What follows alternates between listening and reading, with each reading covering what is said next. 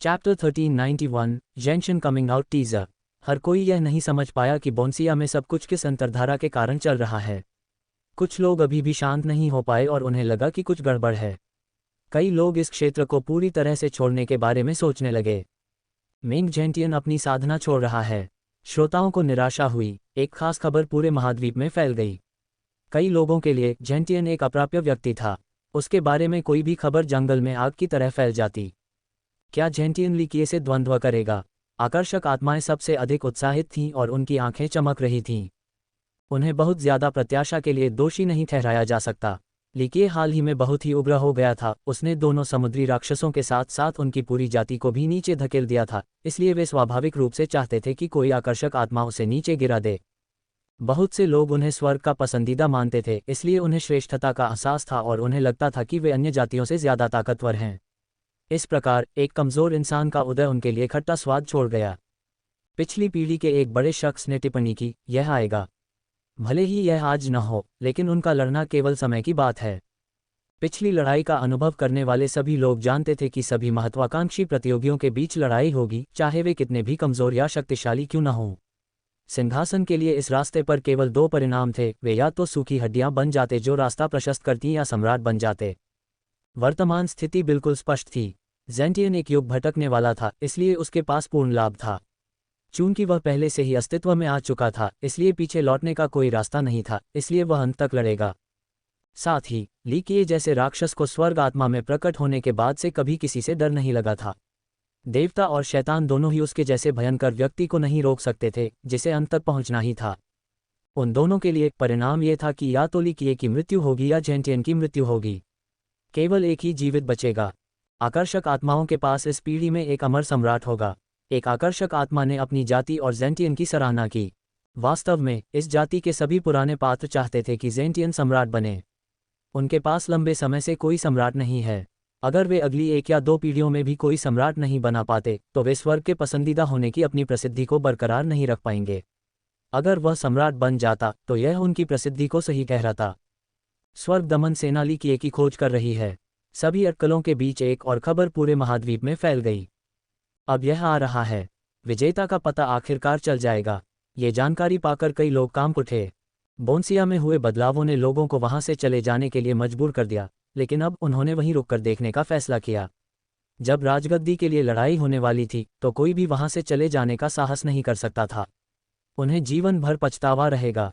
किसी ने उत्साह से कहा, यह पीढ़ी वास्तव में अलग है। स्वर्ग की इच्छा अभी प्रकट होनी बाकी है, फिर भी उम्मीदवारों ने पहले ही लड़ाई शुरू कर दी है। जब प्रतियोगिता औपचारिक रूप लेगी, तो 9 दुनियाओं के सभी प्रतिभाशाली लोग मौत तक लड़ेंगे। उसकी सेना ने आखिरकार लीकिए का जहाज ढूंढ लिया है, लेकिन लीकिए वहां नहीं है। शून्य अपूर्णता से केवल 2 स्कूल मास्टर ही जहाज पर हैं। एक और संदेश जल्दी से आया, मुझे मत बताओ कि लीकिए डर गया है। उसके गायब होने की खबर सुनकर लोगों ने एक दूसरे को देखा। एक आकर्षक आत्मा ने तो उपहास भी किया।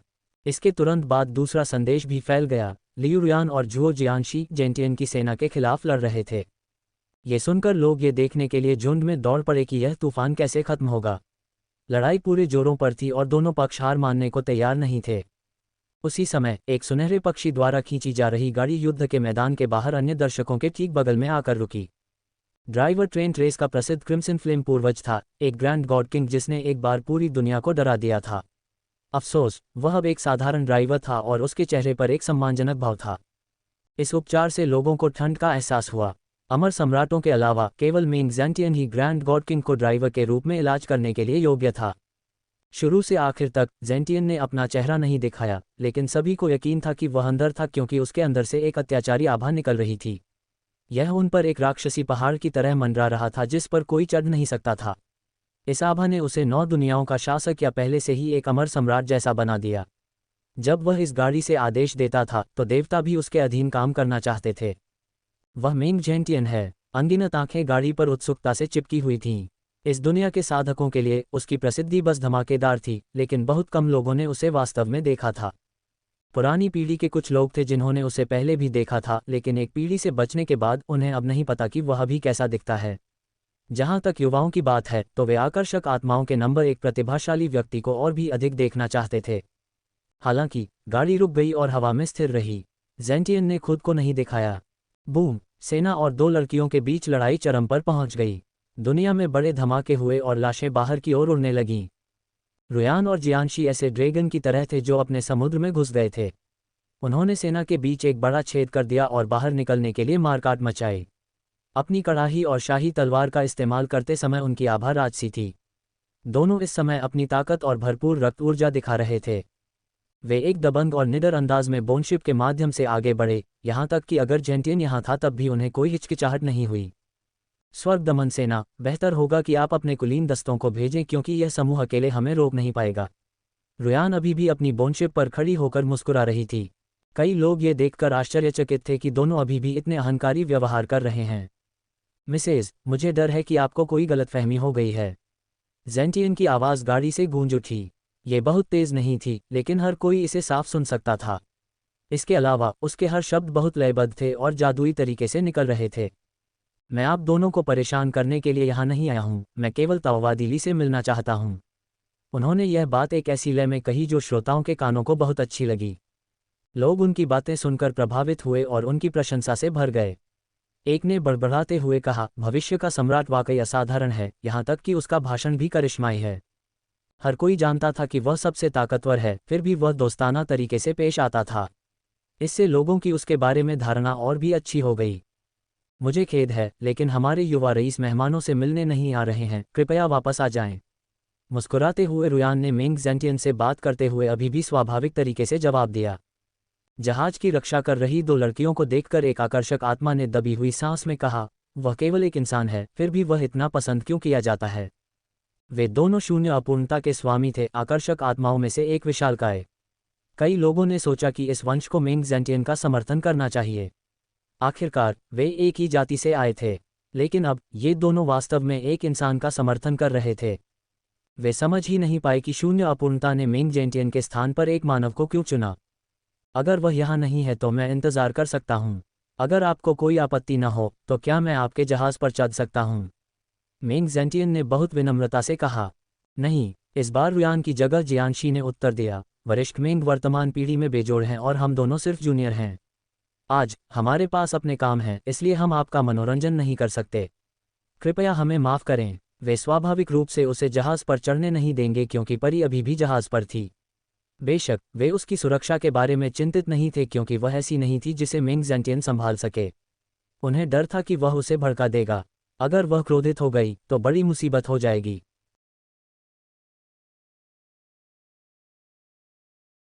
चैप्टर 1392 पुरेसुन्स कॉन्फिडेंस टीजर। जियांशी के सीधे इनकार को सुनकर लोगों की सांसें थमसी गईं। वे उसके शब्दों से थोड़ा भावुक हो गए। बहुत कम लोग स्वर्ग आत्मा में जेंटियन को मना करने की हिम्मत करेंगे, खासकर युवा पीढ़ी के बीच। हालांकि जियांशी को ऐसा करने में कोई हिचक नहीं थी, जिससे लोगों को एहसास हुआ और याद आया कि शून्य अपूर्णता इस दुनिया में एक शीर्ष वंश था, आकर्षक आत्माओं का एक प्रकाश स्तंभ। ये जानते हुए भी कि जेंटियन सम्राट बन सकता है, उसने फिर भी उसका विरोध करने की हिम्मत की। तुम्हें पता होना चाहिए कि अगर मैं जहाज पर चढ़ना चाहता हूं तो तुम दोनों मुझे रोक नहीं सकते, उसने शांत स्वर में दोहराया। जेंटियन ने आक्रामक लहजा नहीं दिखाया और न ही बेवजह दिखावा किया। उसके बेस्वाद शब्द उसके महान आत्मविश्वास को दिखाने के लिए पर्याप्त थे। उसने साफ साफ कहा, मुझे पता है, अगर आप चाहें तो हम सीनियर को नहीं रोक सकते, लेकिन फिर भी हम कोशिश करेंगे। उसका रवैया अपनी शुरुआती दृढ़ता से नहीं बदला। उसने थोड़ी सी भी छूट नहीं दी। वे जेंटियन से नहीं बल्कि केवल सोती हुई परी से डरते थे। अगर जेंटियन कोई कदम उठाता तो अभी भी मुक्ति की गुंजाइश थी, लेकिन अगर परी कुछ करती तो सभी मर जाते। सम्राट स्तर का अस्तित्व एक बार उन्मत्त हो जाने पर न केवल यहाँ सभी को मार देगा, वह स्वर्ग आत्मा की दुनिया में सभी को भी मार सकता है। वे ये बिल्कुल नहीं देखना चाहते थे, खासकर ली की की अनुपस्थिति में। थोड़ी देर बाद जेंटियन भावुकता से बोला, शून्य अपूर्णता वास्तव में आकर्षक आत्माओं की एक प्रमुख वंशावली है। स्कूल मास्टर्स, मेरे प्रति इतना शत्रुतापूर्ण होने की कोई आवश्यकता नहीं है। हम एक ही जाति का हिस्सा हैं और मुझे उम्मीद है कि यह फल फूल सकता है। आप दोनों को पता होना चाहिए कि हम सभी का कर्तव्य है कि आकर्षक आत्माओं को पुनर्जीवित करें और इसकी प्रतिष्ठा को दूर दूर तक फैलाएं। यहाँ के लोगों को समझ में आ गया कि वह क्या कहना चाह रहा था। शून्य अपूर्णता लिखिए एक इंसान का पक्ष क्यों ले रही थी। कई आत्माएं इस चुनाव से नाखुश थीं। हमारे कामों से आकर्षक आत्मा की दौड़ भी मजबूत होगी। अफसोस, हमने सीनियर जेन के लिए एक अलग रास्ता चुना। रुयान ने हल्के से मुस्कुराया। बहुत बढ़िया। जेंटियन नाराज नहीं हुआ, उसने शांति से कहा, अलग अलग रास्ते अलग अलग चीज़ों की तलाश करेंगे। हालांकि आज मैं सिर्फ दाओवादी ली से बात करना चाहता हूँ। चाहे आप दोनों सहमत हो या नहीं, मैं जहाज़ पर चढ़ूंगा। उसका आचरण एक सच्चे गुरु के लिए उचित था। जेंटियन की वाक्पटुता लोगों को अपनी ओर आकर्षित कर रही थी। एक सर्वोच्च व्यक्ति वास्तव में अलग था। वह बिना किसी आक्रामकता या दबंग रवैये के सराहनीय शान से बोलता था। एक सम्राट रिजर्व के रूप में वह एक अमर सम्राट के असीम रूप से करीब एक प्रतिभाशाली व्यक्ति था। वह बोनशिप में कुछ अजीब महसूस कर सकता था। विवरण न जानने के बावजूद उसका अंतर्ज्ञान उसे बता रहा था कि यह असाधारण था। यह उसके कार्यों का कारण था, ली किए का इंतजार करना केवल गौण था। जियांशी ने जवाब दिया, मुझे डर है कि आप निराश होंगे। अगर आप विमान में चढ़ना चाहते हैं तो आपको हमसे आगे निकलना होगा। उसके जवाब से लोगों को लगा कि वे अपनी सीमा लंघ रहे हैं। बेशक किसी ने उनकी आलोचना करने की हिम्मत नहीं की, क्योंकि शून्य अपूर्णता विद्यालय अभी भी एक शीर्ष शक्ति था। इसके अलावा युवा पीढ़ी के लिए मेंग जेंटियन से हारना बिल्कुल भी शर्मनाक नहीं था। यहाँ तक कि एक सराहनीय हार भी गर्व के योग्य थी। हर कोई उसका दुश्मन बनने के योग्य नहीं था। स्कूलमास्टर झुओ, इतना आक्रामक होने की कोई ज़रूरत नहीं है। इस समय किसी और ने हस्तक्षेप किया, यदि आप दोनों मुकाबला करना चाहते हैं तो एक्सट्रीम यांग सम्राट और मैं आपका मनोरंजन कर सकते हैं। वक्ता थे इमैक्युलेट एक्सपेंस से आए दाओइस्ट लिन। राजा मुस्कुराया और कहा, भाई लिन सही कह रहे हैं, हम आप दोनों को थोड़ी देर के लिए ले चलेंगे। इसमें कोई संदेह नहीं कि आकर्षक आत्मा जाति के ये शीर्ष युवा विशेषज्ञ जेंटियन के पक्ष में थे। उनके संप्रदाय भी उसके पूर्ण समर्थन में थे और उन्हें लगा कि वह सबसे होनहार उम्मीदवार है। अगर तुम दोनों खेलना चाहते हो तो मैं भी खेलूंगा, एक स्थिर आवाज़ ने उन दोनों को उत्तर दिया। दो लोग आसमान में उड़ रहे थे। उनमें से एक युवक शाही आभा लिए हुए था जबकि दूसरा साधारण दिख रहा था। जब वे साथ साथ चलते तो सबका ध्यान शाही युवक पर होता। वे दाओवादी पुरेसुन और प्रोफाउंड मोनाक थे। उनकी परस्पर विरोधी आभाओं से यह बताना आसान था कि कौन कौन है। चरम यांग सम्राट और दाओवादी लिन पुरेसुन को देखकर घबरा गए। वे खुद को युवा पीढ़ी के बीच बहुत मजबूत मानते थे, लेकिन पुरेसुन के साथ पिछले आदान प्रदान के बाद उन्हें अपने बीच बहुत बड़ा अंतर महसूस हुआ। गूचुन की 4 शाखाएं। लोग अपने आप में बड़बड़ाने लगे, खास तौर पर आकर्षक आत्माएं।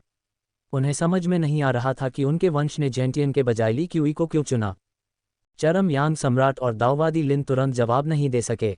आखिरकार लिन ने गुस्से के भाव के साथ कहा, प्यूरसुन द्वीप के स्वामी, हम आपसे नहीं डरते क्योंकि हम किसी से नहीं डरते। बस हम अभी आपके खिलाफ पूरी तरह से नहीं जाना चाहते, अन्यथा हमारे पास अभी भी साधन हैं।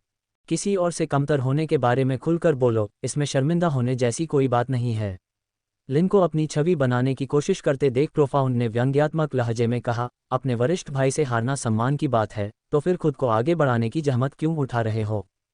प्योरसन बहुत ईमानदार और अच्छा था, लेकिन प्रोफाउंड बिल्कुल भी ऐसा नहीं था। वह एक आक्रामक बदमाश था जो अपने दुश्मनों को बेरहमी से दबाने का मौका कभी नहीं छोड़ता था। ये सुनकर बाकी दो के चेहरे पर गुस्सा आ गया, लेकिन उन्हें समझ नहीं आ रहा था कि क्या करें। चारों शाखाओं में कई असाधारण प्रतिभाएं हैं। अंत में जेनतियान ने अपनी गाड़ी से उत्तर दिया, साथ ही दाओवादियों, मैंने बहुत पहले ही आपकी प्रचंड प्रसिद्धि के बारे में सुना है। लोगों ने प्यूरसुन और प्रोफाउंड की तरफ देखा। जेंटियन द्वारा इतनी प्रशंसा पाना वाकई बहुत बड़ा सम्मान था। इसके बाद उनकी कीमत काफ़ी बढ़ जाएगी। कुछ लोगों को ऐसा लगेगा कि वे हवा में चल रहे हैं अगर जेंटियन उनकी इस तरह प्रशंसा करें।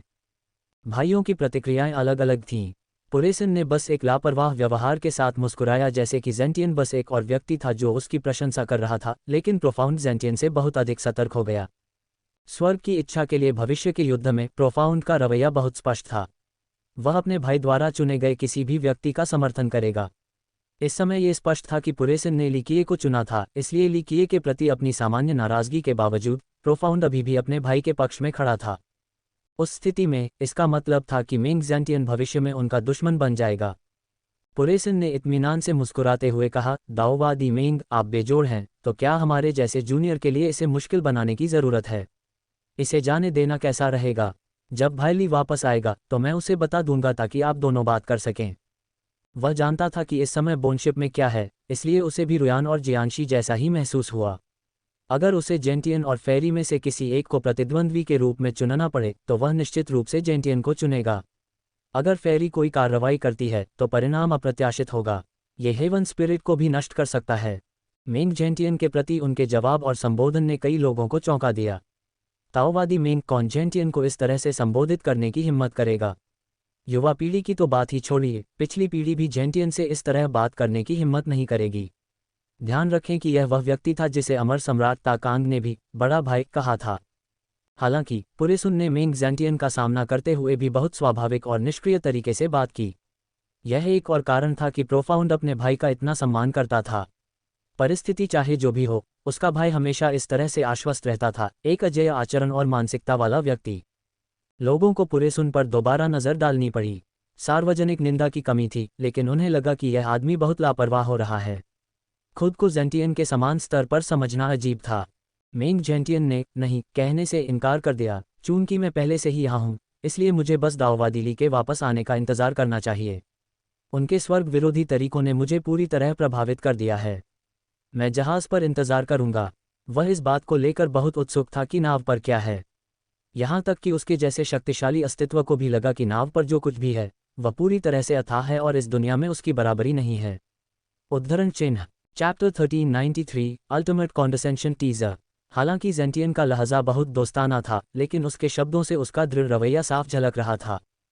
ताओवादी पुरेसन ने उत्तर दिया, यदि ताओवादी मेंग को सवार होना ही है तो मेरे पास अपने आप को अधिक आंकने और आपके साथ मुकाबला करने के अलावा कोई विकल्प नहीं है। ये सुनकर भीड़ में हड़कंप मच गया। उनकी नज़र में एक अजेय अस्तित्व को आखिरकार युवा पीढ़ी के किसी व्यक्ति ने चुनौती दी थी, जबकि पुराने साधक ऐसा करने से बचते थे। पुरेसुन की दुस्साहसता के कारण वे बेदम हो गए थे। ये रुयान और जियांशी के आगे बढ़ने से बिल्कुल अलग था। दोनों महिलाओं को पता था कि वे जेंटियन की बराबरी नहीं कर सकती, लेकिन उनके पास लड़ने के अलावा कोई विकल्प नहीं था। पुरेसुन के लिए यह अलग था। उसने इतने शांत तरीके से जेंटियन को चुनौती दी कि लोगों को अचानक लगा कि वह उसके खिलाफ लड़ने के लिए योग्य है, एक तरह का भ्रम। अतीत में पुरेसन बहुत ही संकोची था और उसकी प्रतिष्ठा प्रोफाउंड से कमतर थी, इसलिए जेंटियन को दी गई उसकी चुनौती ने भीड़ को आश्चर्यचकित कर दिया। इस घोषणा पर प्रोफाउंड की सबसे बड़ी प्रतिक्रिया थी। वह उत्साह से अभिभूत था और उसकी आंखें चमक उठीं। वह हमेशा अपने भाई के बारे में सोचता था कि वह स्वर्ग की इच्छा के लिए प्रतिस्पर्धा नहीं करना चाहता। वह समझ गया कि उसका भाई अपने सुस्त स्वभाव के बावजूद कितना मजबूत था। उसके भाई को हमेशा ऐसे ही पेश आना चाहिए। जेंटियन ने जवाब में हंसते हुए कहा, गूचुन की 4 शाखाएं वाकई अद्भुत हैं। इस बात से इनकार नहीं किया जा सकता कि आप दोनों अपनी उम्र में इतने मजबूत होने के लिए अविश्वसनीय हैं। मुझे यकीन है कि जब मैं छोटा था तो मैं आपसे कमतर था, लेकिन अभी आप उतने मजबूत नहीं हैं। ये सुनकर कुछ लोगों को बहुत डर लगा। उन्हें उम्मीद नहीं थी कि शक्तिशाली जेंटियन ये स्वीकार करेगा कि वह पुरेसुन से कमतर है, जबकि वह उसी उम्र का था। इस तरह से पहचाना जाना एक बड़ा सम्मान था, जीवन भर की सर्वोच्च महिमा। प्रशंसा सुनकर दूसरे लोग खुश हो जाते, लेकिन पुरेसन ने बस हंसते हुए कहा, ज्ञान के उच्चतम स्तर पर भी हमेशा एक उच्चतर कदम होता है। साधना और निपुणता के मामले में मैं तुम्हारा मुकाबला नहीं कर सकता क्योंकि तुम मुझसे आगे निकल गए हो, लेकिन इस दुनिया में ऐसी चीजें हैं जो बहुत अप्रत्याशित हैं। केवल लड़ाई के माध्यम से ही विजेता का पता चलेगा। लेकिन फिर अमर सम्राट भी हार गए हैं। जीत और हार दोनों ही खुद को निखारने के तरीके हैं, उन्हें निर्णायक कारक के रूप में देखने की कोई आवश्यकता नहीं है। प्यूरिसुन की शैली बिल्कुल किसी ऐसे व्यक्ति की तरह लग रही थी जो युवा पीढ़ी के बीच अपराजय था। प्रोफाउंड मन ही मन उसकी सराहना कर रहा था। यह उसके भाई का सुंदर व्यवहार था, इस दुनिया में बिल्कुल बेमिसाल। अपने भाई की असली ताकत देखने के लिए उसकी आंखें चमक उठीं क्योंकि उसने पहले कभी ऐसा नहीं देखा था। छोटा भाई होने के बावजूद भी उसे नहीं पता था कि पुरेसन की ताकत कितनी है। जेंटियन की इस शांत प्रतिक्रिया को सुनकर कई लोगों को सांस लेने में कठिनाई हुई। इस तरह के व्यवहार से यह साबित हो गया कि वह कितना शक्तिशाली था। ठीक कहा। इस समय जोरदार हंसी आई और किसी ने तालियां बजाईं। ये शर्म की बात है कि इतनी महान मानसिकता होने के बावजूद भी हम स्वर्ग की इच्छा के लिए प्रतिस्पर्धा नहीं कर सकते। लोगों ने अपना सिर घुमाया और देखा कि कोई तेजी से आ रहा है। वह पलक झपकते ही सबके सामने आ गया। रुयान, जियांशी और पुरेसुन भी इस नए व्यक्ति को देखकर मुस्कुराए। फियर्स वापस आ गया है, किसी ने तुरंत चिल्लाकर कहा। मुझे पता था कि फियर्स मुसीबत से डरने वाला व्यक्ति नहीं है, वह निश्चित रूप से भाग नहीं सकता। लिकिए को वापस आते देख एक विशेषज्ञ बहुत उत्साहित हो गया। कुछ साधकों ने सोचा कि लिकिए की हिम्मत नहीं होगी कि वह जेंटियन से लड़े, इसलिए वह भाग गया। इस समय इस समूह ने कुछ भी कहने की हिम्मत नहीं की। लिकिए ने पुरेसुन की ओर देखा और मुस्कुराया। ग्रैंड दाव अंतहीन है और कभी कभी एक अच्छा प्रतिद्वंद्वी ढूंढना आसान नहीं होता है। मुझे उम्मीद है कि जब स्वर्ग की इच्छा के लिए लड़ाई होगी तो मुझे ऐसा दुश्मन मिल जाएगा।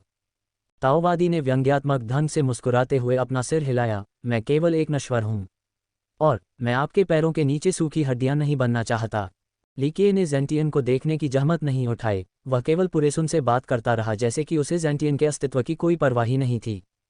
इस रवैये ने वहां मौजूद कई आकर्षक आत्माओं को नाराज कर दिया। उनकी नज़र में जेंटियन उनका गौरव था, इसलिए जानबूझकर अवमानना का ये प्रदर्शन उनके चेहरे पर थप्पड़ मारने के समान था। इससे उनमें से कई लोग गुस्से से भौंचक्के रह गए। क्रिम्सन फ्लेम पूर्वज भी इस घृणित कृत्य से नाखुश था। उसने नाक सिकोड़ते हुए कहा, लीकिये, मेरे स्वामी तुम्हें देखना चाहते हैं। नाम से पुकारे जाने के बाद लीकिये ने आखिरकार जेंटियन की गाड़ी की ओर देखा और मुस्कुराया, आपका काम क्या है? इस उदासीन रवैये ने क्रिम्सन फ्लेम को और भी अधिक परेशान कर दिया। लीकिये ऐसे व्यवहार कर रहा था जैसे उसका स्वामी केवल एक राहगीर हो।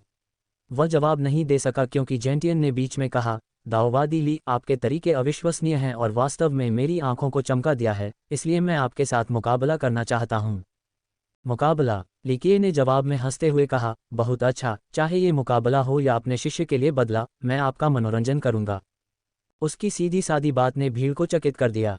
किसी ने नहीं सोचा था कि लीकिये इतना जल्दी मान जाएगा।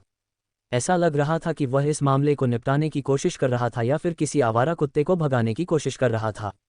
सावधानी का कोई संकेत नहीं था। ये दृश्य देखने के बाद आकर्षक आत्माएं थोड़ी खोई हुई महसूस कर रही थीं। चूंकि जेंटियन काफी शक्तिशाली था, इसलिए लीकिये को कम से कम थोड़ा और सतर्क रहना चाहिए था, लेकिन उसे इसकी बिल्कुल भी परवाह नहीं थी। जेंटियन ने उत्तर दिया, नहीं, मैं केवल आपसे सीखना चाहता हूं और बदला लेने का कोई इरादा नहीं रखता। जहां तक मेरे शिष्य का सवाल है, उसका कौशल कमतर था, इसलिए मैं और कुछ नहीं कह सकता। तो ठीक है, लीकिये ने खुलकर मुस्कुराते हुए कहा, क्या आप मौत तक लड़ना चाहते हैं या उचित तरीके से रुकना चाहते हैं? मैं ऐसा व्यक्ति हूं जो सामान्य परिस्थितियों में पहले वाले को पसंद करता है। दर्शक एक बार फिर क्रोधित हो गए। लीकिये ने ऐसे बात की जैसे वह किसी ऐसे व्यक्ति का सामना कर रहा हो जो पूरी तरह से उसकी दया पर निर्भर था, लेकिन यह मिंग जेंटियन था, आकर्षक आत्माओं का सबसे बड़ा प्रतिभाशाली व्यक्ति। उसका उदासीन रवैया यहाँ सभी के प्रति तिरस्कार का एक स्पष्ट प्रदर्शन था। आकर्षक आत्माओं ने उसे घूर कर देखा क्योंकि वे उसके जवाबों से अपमानित महसूस कर रहे थे। दाओवादी लिन और चरम यांग सम्राट ने इस भावना को साझा किया और उन्हें नाकबान सिकुड़नी पड़ी। लीक्यूई के साथ उनका झगड़ा बहुत पहले ही सुलह के बिंदु से आगे निकल चुका था। उन्होंने सोचा कि जेंटियन के शिविर में शामिल होने के बाद क्षितिज पर एक आशाजनक भविष्य था। एक बार जेंटियन सम्राट बन गया तो उनका भविष्य असीम होगा। इस समय उन्होंने जेंटियन के साथ सम्मान और अपमान साझा किया, इसलिए वे लीकिये के अपमानजनक रवैये से कैसे नाराज नहीं हो सकते थे। कोई भी तरीका ठीक है। जेंटियन मुस्कुराया और कहा, क्यों न हम आपकी नाव पर बैठें और धीरे धीरे तकनीकों और अद्भुत भव्य दाव पर विचार करने के लिए अपना समय लें। वह लीकिये से लड़ने की जल्दी में नहीं था। आखिरकार स्वर्ग की इच्छा के सामने आने के बाद अंतिम लड़ाई अपरिहार्य थी। वह इस बात में अधिक रुचि रखता था कि बोनशिप के अंदर क्या है, क्योंकि उसके अंतर्ज्ञान ने उसे इसकी महानता के बारे में बताया था। लीक्यूई ने तुरंत मना कर दिया, माफ़ करें, मुझे इसमें कोई दिलचस्पी नहीं है। हम एक ही मूत्रपात्र साझा नहीं करते, इसलिए मुझे आपको जहाज़ पर आमंत्रित करने की ज़रूरत नहीं है। अगर आप लड़ना चाहते हैं तो बस बाहर आएं और हम लड़ेंगे, चाय पार्टी की कोई ज़रूरत नहीं है। अगर नहीं तो आपको तब तक चले जाना चाहिए जब तक मैं अभी भी अच्छे मूड में हूँ। 1 लीकिये के जवाब ने कई लोगों को उस पर क्रोधित कर दिया। वे जानते थे कि लड़ाई अपरिहार्य थी, लेकिन लीकिये ने अपना तिरस्कारपूर्ण लहजा जारी रखा और जेंटियन के लिए कोई विचार नहीं किया। ये स्वर्ग आत्मा में सभी आकर्षक आत्माओं का अनादर करने के समान था। 1 ये कहने का एक अशिष्ट तरीका है कि वे एक ही रास्ते पर नहीं चल रहे हैं, एक ही शिविर में नहीं हैं। Chapter 1394 2 week teaser. Some charming spirits wanted nothing more. कुछ आकर्षक आत्माएं लीकिये को उसके अहंकारी बयानबाजी के कारण टुकड़े टुकड़े करने के अलावा और कुछ नहीं चाहती थीं। चरम यांग सम्राट ने ठंडे स्वर में कहा, लीकिये, आप बहुत शक्तिशाली अभिनय कर रहे हैं। क्या आपको लगता है कि आप पहले से ही एक अमर सम्राट हैं? दाओवादी लिन ने भी गुस्से से कहा और इशारा किया, हमेशा एक ऊंचा पहाड़ और एक महान व्यक्ति होता है। अपना मुंह चलाते रहो और हवा तुम्हारी जीभ काट सकती है। लीकिये ने सहजता से मुस्कुराते हुए जवाब दिया, व्यवहारिक रूप से कोई अंतर नहीं है, क्योंकि कोई भी मुझसे पहले सिंहासन पर चढ़ने की हिम्मत नहीं करता है। वर्तमान पीढ़ी में भले ही मुझे अभी तक चढ़ना बाकी है, देवताओं को अभी भी आज्ञाकारी रूप से किनारे पर खड़ा होना होगा। इस अनौपचारिक लेकिन दबंग टिप्पणी ने सभी को चौंका दिया। कौन ऐसे शब्द बोलने की हिम्मत करेगा? शायद मिंग जेंटियन भी ऐसा करने की हिम्मत नहीं करेगा। इतनी बड़ी आवाज़। दाओवादी लिन ने एक गहरी मुस्कान प्रकट की, आपकी मोटी चमड़ी निश्चित रूप से बेजोड़ है। मुझे लगता है कि जब कोई कर नहीं होता है तो लोग अपनी मर्जी से जितना चाहें उतना मुंह चला सकते हैं। लोगों को समझाने के लिए आपको अपनी असली योग्यता दिखाने की ज़रूरत है। असली योग्यता। तुम और यांग ब्रैट एक साथ आ सकते हैं, मैं 3 से 5 चालों में तुम्हारा सिर काट दूंगा। ली किए ने लिन के उपहास की परवाह किए बिना बेफिक्र होकर कहा। ये सुनकर दोनों के बीच काफी झगड़ा हो गया। उनका शुरुआती झगड़ा और भी बढ़ गया क्योंकि इतनी बेइज्जती पाकर एक मूर्ति भी क्रोधित हो जाती है। ली, मैं जानता हूं कि तुम मजबूत हो, लेकिन हम 5 चालें संभाल सकते हैं। चरम यांग सम्राट क्रोधित था। वे दोनों अपने अपने क्षेत्रों के शासक थे। अगर वे 2 चालें नहीं संभाल सकते तो उन्हें अब सार्वजनिक रूप से खुद को दिखाने की कोई जरूरत नहीं थी। आओ देखो मैं तुम्हें 5 चालों में कैसे हरा दूंगा। ली किए को वर्तमान स्थिति की परवाह करने में बहुत आलस आ रहा था। वह मिंग ज़ेंटियन की ओर देखना भी नहीं चाहता था। ताओवादी लिन राजा के साथ खड़ा हुआ और चिल्लाया, ठीक है ली किए, हम इसे 3 चालों में निपटा देंगे।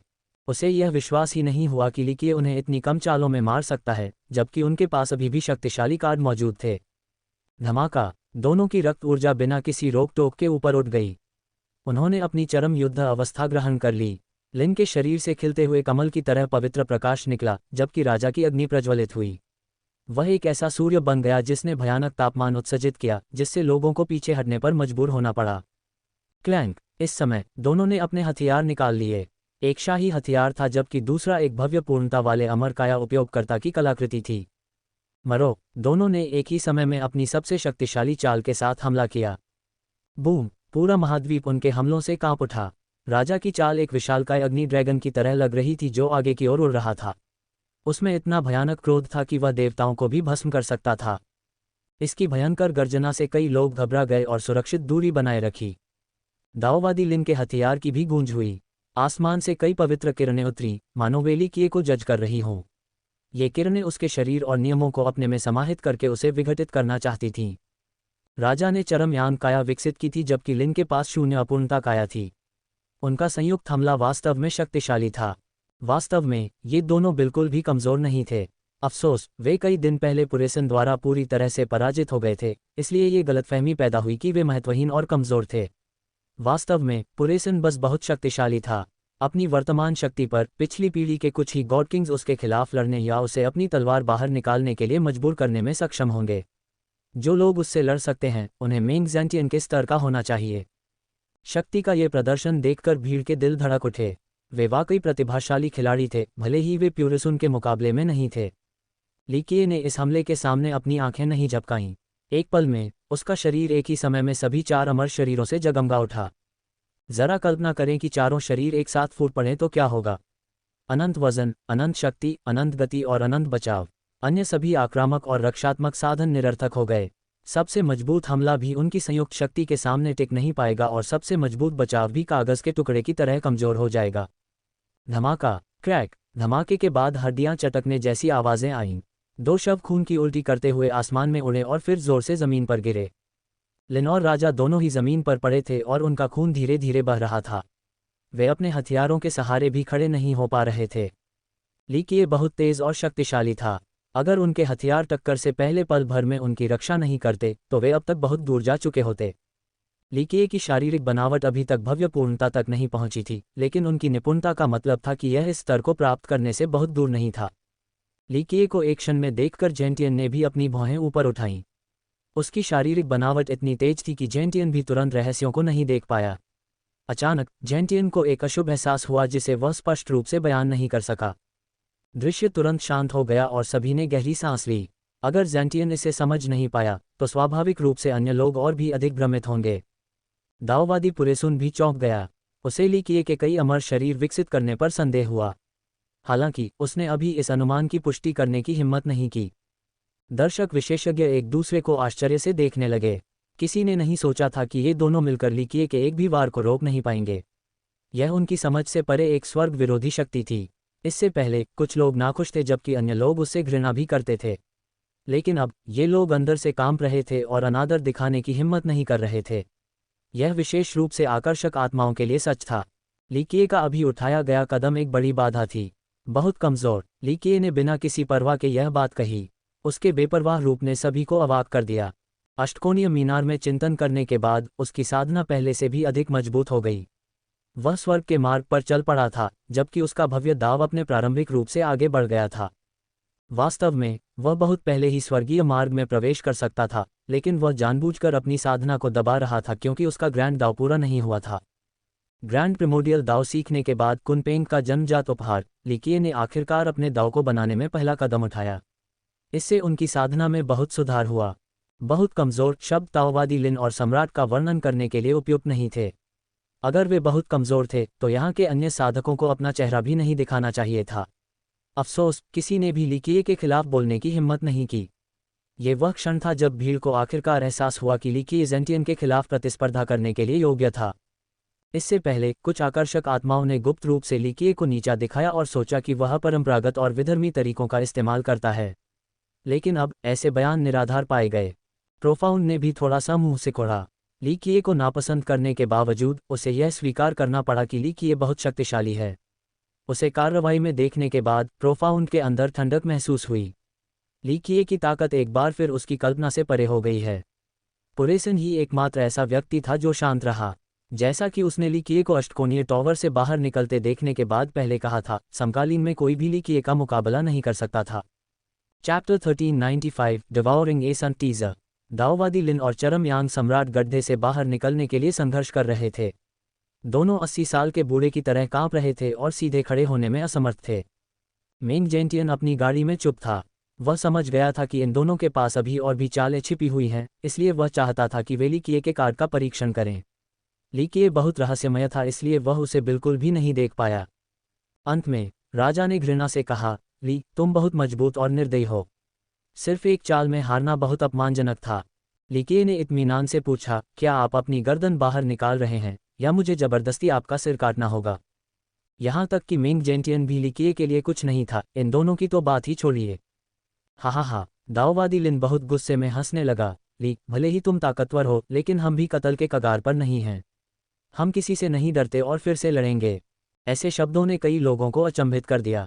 कुछ आकर्षक आत्माओं ने इस घटनाक्रम का आनंद लिया और दोनों से स्थिति को बदलने के लिए चमत्कार की उम्मीद की। लिन और सम्राट भले ही अपनी जाति के सबसे ताकतवर प्रतिभाशाली व्यक्ति न हो, लेकिन उनकी रैंक अच्छी थी। अगर ये दोनों एक साथ काम करने के बाद सिर्फ एक चाल में हार मान ले तो यह उनकी जाति के लिए बहुत बड़ा झटका होगा। ओह, तुम्हारे पास अभी भी कोई जानलेवा चाल है? तो आगे बढ़ो, मेरी बातें अभी भी मान्य हैं। इससे कोई फर्क नहीं पड़ता कि तुम दोनों के पास अभी भी कौन सी जानलेवा चालें हैं। अगर तुम मेरी 3 चालें संभाल सकते हो तो मैं तुम्हें एक बड़ी रचना प्रदान करूंगा। ये सुनकर दोनों को लगभग खून की उल्टी आ गई। हार का सामना करना पहले से ही असहनीय था, लेकिन ली कीये उन्हें तब लात मार रहा था जब वे नीचे थे। उन्होंने एक दूसरे को देखा और निर्णय लेने से पहले अपने दांत पीस लिए। राजा ने उग्रता से कहा, ली कीये, यह मौत तक जाएगा। धमाका! उसने एक दिव्य बक्सा निकाला और उसे खोला तो उसमें से एक सूरज निकला। क्रैक! धरती उस पर पड़ रही भयानक लपटों से सूख गई। हर कोई इस सूरज और इसकी भयावह लपटों के सामने कांप उठा और पीछे हट गया, जो एक देवराज को जलाकर मार डालने में सक्षम थी। भले ही यह आसमान में लटके हुए सूरज से बहुत छोटा था, फिर भी इसमें इतनी परिष्कृत सूर्य की आग थी कि यह पूरी दुनिया को नष्ट कर सकती थी। आखिर उस चीज में कितनी सूर्य आग है?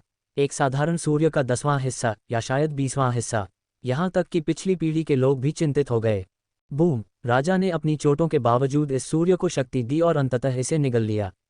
इसके साथ ही उसका शरीर फट गया और चटकने की आवाज़ें आने लगीं।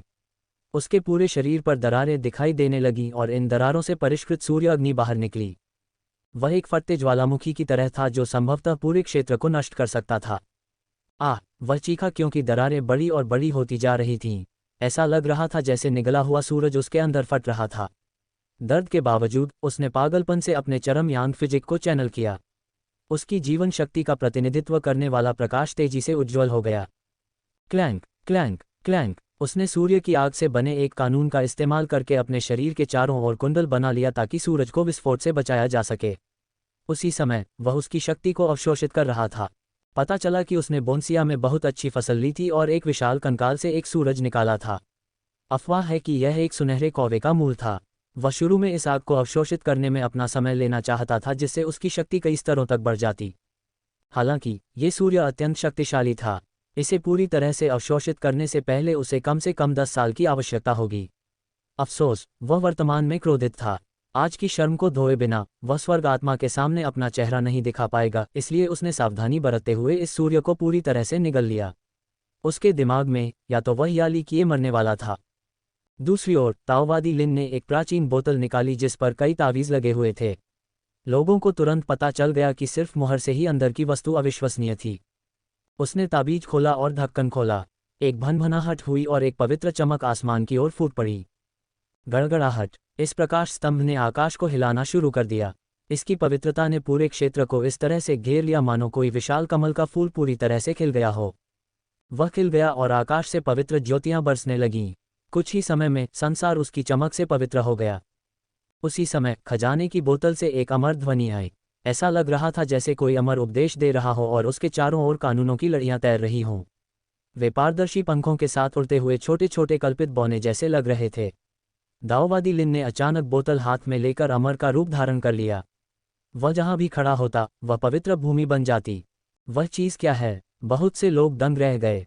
उन्हें तुरंत समझ आ गया कि उसके पास जो बोतल थी वह वाकई अविश्वसनीय और अमर स्तर की थी। वे थोड़े समय में शांत नहीं हो सकते थे। कुछ लोगों के दिल की धड़कनें बढ़ गई थीं, क्योंकि जो कोई भी बोतल पकड़ लेगा वह रातों रात अमीर बन जाएगा। एक देव सम्राट ने बोतल में रखे तरल को पहचान लिया और कहा, यह एक महान पूर्ण अमर शरीर उपयोगकर्ता का दीर्घायु रक्त है। कई लोगों ने ऊंची आवाज में दोहराया, भव्य पूर्णता दीर्घायु रक्त। दर्शक इस बोतल को देखते रहे और लार टपकाते रहे। कुछ ने लालच में आकर अनजाने में ही इसे निगल लिया। मूर्ख भी जानता होगा कि इस स्तर का दीर्घायु रक्त अद्भुत था। इसकी कीमत का अंदाजा नहीं लगाया जा सकता। अगर कोई इस दीर्घायु रक्त को पी ले तो उसे जीवन भर लाभ होगा। याद रखें कि बेदाग विस्तार का पूर्वज एक भव्य पूर्णता शून्य अपूर्णता काया का उपयोग करता था।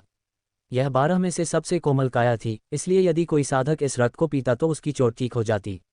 जहां तक अन्य कायाओं की बात है, यदि कोई पर्याप्त शक्तिशाली नहीं था तो भव्य पूर्णता उपयोगकर्ता के दीर्घायु रक्त को बलपूर्वक पीने से उनका अपना शरीर क्षतिग्रस्त हो जाता। जरा सोचिए, अमर शरीर वाले व्यक्ति के दीर्घायु रक्त की चाहत कौन नहीं करेगा। भले ही उन्हें नहीं पता था कि बोतल में कितना रक्त है, लेकिन सिर्फ एक बूंद ही उनके लिए जीवन भर के लिए काफ़ी थी। अफसोस, किसी ने भी दाववादी से इसे लूटने की हिम्मत नहीं की। उसने खुद बोतल को देखा और उसके सीने में दर्द महसूस हुआ। उनके संप्रदाय के पास अपने पूर्वज से केवल थोड़ा सा खून बचा था। अपने दादा द्वारा बोतल दिए जाने के बाद वह इसका इस्तेमाल करने से हिचकिचा रहा था, लेकिन आज पूरी ताकत से इस्तेमाल करने के अलावा कोई विकल्प नहीं था। अंततः उसने अपना मन बना लिया और बोतल का सारा खून निगल लिया। उसके शरीर से एक अतुलनीय पवित्र प्रकाश निकला। वह और अधिक उज्ज्वल होता गया, मानो उसका अस्तित्व प्रकाश कणों से मिलकर एक स्तंभ बन गया हो। इसने पूरे विश्व को प्रकाशित और पवित्र कर दिया। इसके सभी निवासी इसकी गर्मी से शुद्ध हो रहे थे। दाओवादी लिन अब पारदर्शी दिख रहा था। उसका शरीर पूरी तरह पारदर्शी था, उसके कपड़े भी। पवित्र कमल के फूल आसमान से उतरे, जबकि एक उसके पैरों के नीचे खिल गया और धीरे धीरे उसे ऊपर उठा दिया। Chapter 1396 suppression teaser. ताओवादी पंथ के समान हल्का हो गया और ऐसा प्रतीत हुआ जैसे वह अमर बनने के लिए स्वर्ग की ओर जा रहा हो। उसके हाथ में जो बोतल थी उसमें से असीम प्रकाश निकल रहा था जो सभी 9 लोगों पर चमक सकता था। इस प्रकाश के अंदर एक परम अमर था। ऐसा लग रहा था जैसे वह किसी दूसरे लोक में खड़ा हो। इस तरह का अमर व्यक्ति असंख्य प्राणियों को नियंत्रित करते हुए 9 लोगों को देख सकता था। वह अंधकार को दूर कर सकता था और शैतानों को शुद्ध कर सकता था। सभी उसके अस्तित्व से बचते थे, कानून और हमले उसके पास बिल्कुल भी नहीं आ सकते थे। ऐसी दृश्य घटना ने लोगों को अपने होंठ चाटने पर मजबूर कर दिया। यहाँ तक कि एक मूर्ख भी दीर्घायु रक्त पीने के लाभों को देख सकता था। न केवल उसकी युद्ध क्षमता में वृद्धि हुई, बल्कि वह स्वयं एक मौलिक परिवर्तन से गुजरा। इस घटना ने उसके अपने वंश और शून्य अपूर्णता काया को बेहतर बनाया। रक्त अविश्वसनीय रूप से पौष्टिक था, फिर भी किसी भी अन्य दिव्य औषधि की तुलना में शुद्ध और कोमल था। बूम! चरम यांग सम्राट चिल्लाया। उसका शरीर बड़ा हो गया क्योंकि वह वहां एक विशालकाय की तरह खड़ा था। वह सूर्य की आग में नहाया हुआ था। उसके बाल भी आग से बने थे, जैसे नीचे लटकते हुए छोटे झरने। उसकी आंखें 2 सूरज में बदल गईं और उसकी चमक धरती को भेद सकती थी, जबकि वह चटकने वाली आवाजें निकालती थी। उसने एक कदम आगे बढ़ाया और अपने नीचे की मिट्टी को जलाकर लावा में बदल दिया। क्या वह सूर्य की आग में बदल रहा है? इस भयावह दृश्य को देखकर कई लोग डर गए और तुरंत युद्ध के मैदान से पीछे हट गए। ये बहुत जोखिम भरा है, लेकिन अगर सफलता मिल जाए तो फसल अद्भुत होगी। एक बुजुर्ग व्यक्ति ने राजा के बारे में टिप्पणी की कि वह भगवान जैसा दिख रहा है। सूरज को निगलने के बाद उसका शरीर और उसकी लड़ने की क्षमता कई स्तरों पर बढ़ गई थी। बेशक ये बहुत जोखिम भरा था। अगर वह आग की शक्ति को संभाल नहीं पाता तो लीकिए को कुछ भी करने की जरूरत नहीं पड़ती और वह राख हो जाता। अफसोस, ये लापरवाही भरा प्रयास सफल रहा, इसलिए उसे इसका पुरस्कार अवश्य मिलेगा। बूम! उसके हाथ में मौजूद शाही हथियार से एक भयावह शाही आभा निकली। एक पल में यह शाही रोशनी आसमान में उड़ गई और उसके अंदर एक राजसी आकृति दिखाई दी। इस आकृति की पूजा नश्वर और देवता दोनों ही करेंगे। ये यिन और यांग को अलग कर सकता है और पुनर्जन्म चक्र और असंख्य क्षेत्रों को नियंत्रित कर सकता है। क्या वह शाही नरसंहार करने वाला है? इस हथियार की आभा को देखकर लोग आपस में बुदबुदाने लगे। लीकिए, मर जाओ! राजा और लिन दोनों ने एक साथ ही दहाड़ते हुए हमला किया। उनकी सारी ऊर्जा इन हथियारों में डाल दी गई और उन्होंने अपने सबसे शक्तिशाली हमले शुरू कर दिए। धमाका! शून्य उसके आने से पहले ही टूट गया और पीछे एक भयावह ब्लैक होल छोड़ गया। गड़गड़ाहट! राजा के शाही हथियार के ऊपर नीचे तैरने से दुनिया बिखरती हुई प्रतीत हुई। अनगिनत सूर्य अचानक आकाश में प्रकट हुए। उन सभी ने एक ही समय पर हमला किया, जिसके परिणामस्वरूप एक शानदार तमाशा हुआ। यह एक विश्व विनाशकारी शक्ति थी। उनके हमले के तहत कुछ भी अस्तित्व में नहीं रह सकता था। राजा के विपरीत दाओवादी लिन के हमले से पवित्र प्रकाश की एक किरण खिल उठी। ये बिना रुके फैल गई और चटकने की आवाज़ें आने लगीं। इस प्रकाश से दुनिया फैल रही थी। भीड़ उनके दबंग हमलों से आश्चर्यचकित हो गई और दंग रह गई। लीकिए ने बिना किसी परवाह के विस्फोटित प्रकाश और अनगिनत सूर्यों की परवाह किए सहजता से मुस्कुराया। उसका आंतरिक शरीर चमक उठा और एक भनभनाहट सी निकल पड़ी। इस ध्वनि के निकलते ही सब कुछ धीमा हो गया। एक काली रोशनी चमकी और समय तुरंत रुक गया। ये ठहराव का क्षेत्र था। हर चीज़ अपने क्षेत्र में धीमी और दबी हुई हो गई। जो सूरज उसकी ओर बढ़ रहे थे वे तुरंत रुक गए। यहाँ तक कि विस्फोटित प्रकाश भी रुक गया। पलक झपकते ही एक सेकंड एक सदी के बराबर हो गया। ये ठहराव क्षेत्र का सबसे डरावना हिस्सा नहीं था, यहाँ दमन भी था। गड़गड़ाहट! सूरज सिकुड़कर आसमान से नीचे गिर गए। इस दमन से वे मुट्ठी के आकार के हो गए। जहाँ तक फैलती हुई रोशनी की बात है तो उसे वापस अपने मूल रूप में धकेल दिया गया और वह मंद हो गई। ये छोटी सी रोशनी जमीन पर ऐसे गिरी मानो उसका वजन अरबों पाउंड हो। सम्राट और लिन को भी यही तकलीफ झेलनी पड़ी। हड्डियां टूटने की आवाज़ के साथ सम्राट का विशाल शरीर इस दबाव से टकराया और सिकुड़ने लगा। वह चिल्लाया और विरोध करना चाहता था, लेकिन यह व्यर्थ था। डोमेन के प्रभावों के सामने वह कुछ नहीं कर सकता था। दूसरी ओर लिन एक अमर प्राणी की तरह लग रहा था, जिसके पंख बहुत चमकीले थे और उसके शरीर से प्रकाश निकल रहा था। हालांकि प्रकाश मंद हो गया और धूमिल हो गया। कमल के फूल भी सिकुड़ गए और मुरझा गए। इस दमन से कुछ भी बच नहीं सका। धमाका! धमाका! दोनों जमीन पर गिर पड़े। शुरू में वे संघर्ष करते रहे और भागने के बारे में सोचते रहे।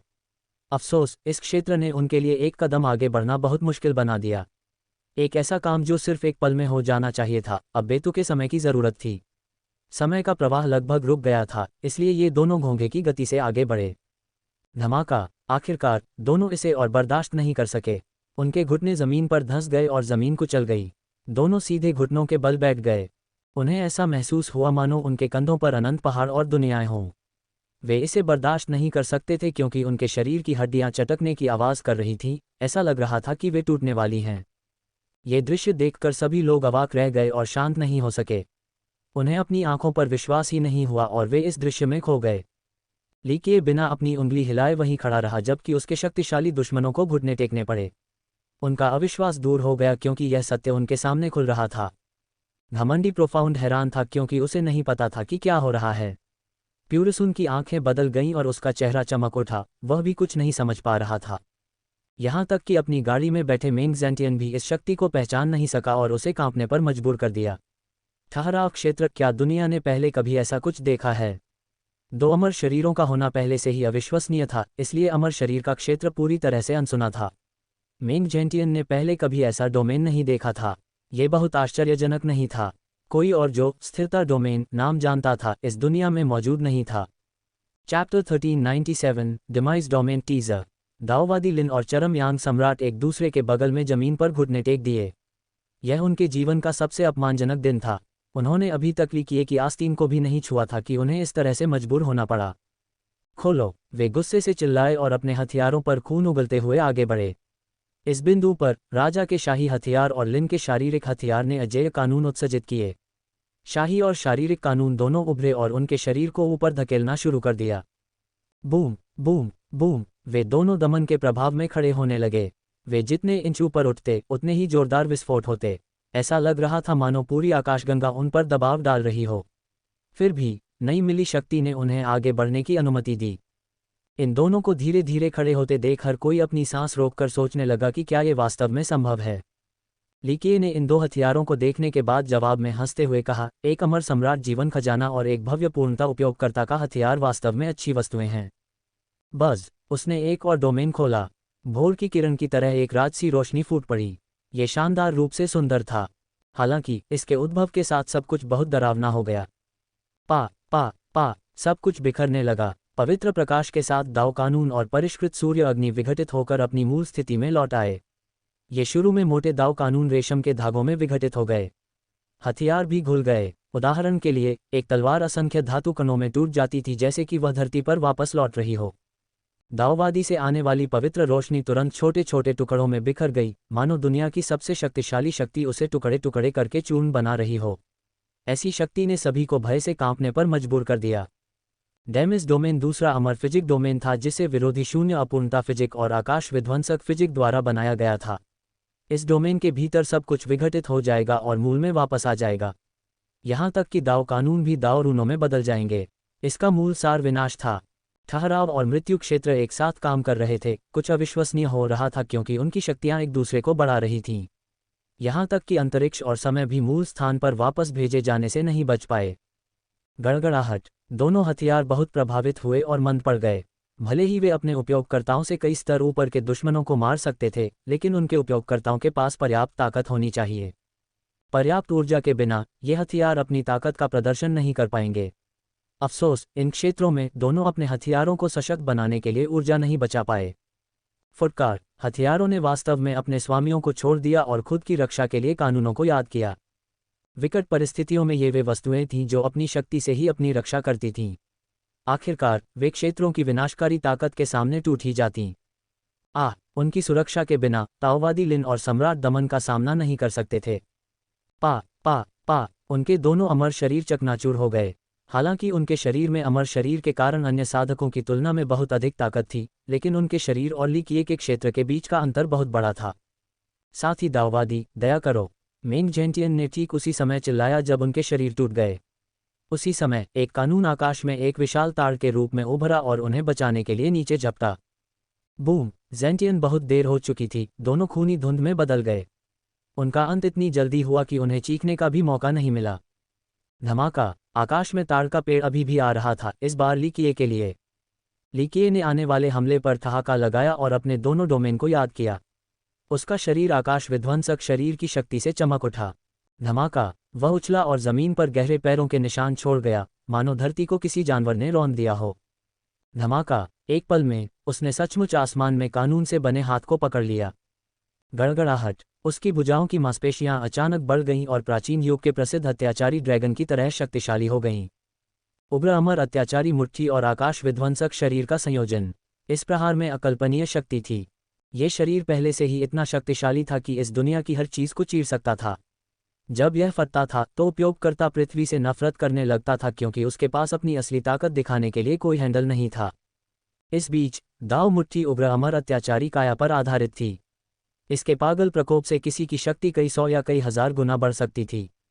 इन दोनों तकनीकों के एक ही समय में सक्रिय होने से उसके हाथों की शक्ति उच्च आकाश को भी फाड़ सकती थी।